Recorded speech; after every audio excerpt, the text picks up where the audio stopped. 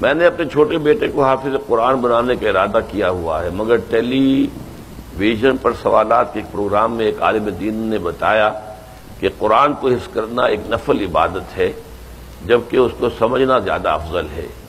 یہ سن کر میرا جذبہ ذرا سٹ پڑا ہے۔ آپ کا اس بارے میں کیا خیال ہے کہ یہ آپ ٹھیک ہے؟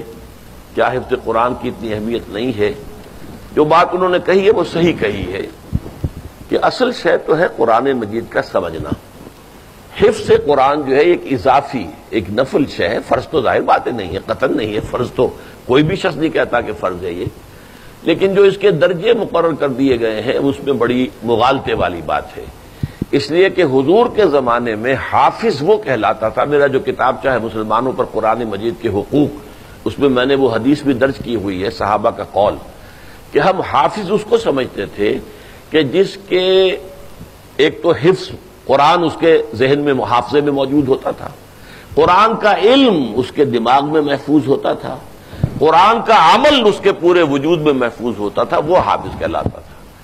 اب یہ صرف الفاظ یاد ہیں، نہ اس کا مفہوم پتا ہے، وہ تو جیسے ٹیپ چل رہی ہے اس ٹیپ کو کیا پتا کہ میرے اوپر کیا لکھا ہوا ہے، وہ لکھا ہوا ہے دوسرے سن رہے ہیں سن لیں،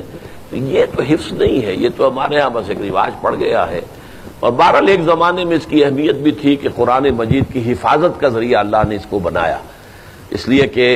اگر اس وقت لکھنے لکھانے کا اور کتب خانے اور چھاپے خانے اور یہ اور وہ اور ٹیپس اور آڈیوز تو تھے نہیں، تو اس لیے اس کی جو اہمیت پہلے تھی اب وہ رہی بھی نہیں ہے۔ البتہ یہ ہے کہ اگر آدمی یاد کرے اور جتنا زیادہ یاد کرے گا اتنا ہی اس کے پاس ایک دولت ہے، خزانہ ہے۔ البتہ اصولی طور پر جن صاحب نے وہ بات کہی ہے، میں نہیں جانتا جس نے کہی ہے، صحیح کہی ہے کہ قرآن مجید کا حفظ ایک نفلی عبادت ہے، اس کا سمجھنا یہ ہمارے لیے فرض ہے، اصل شے فرض سمجھنا ہے۔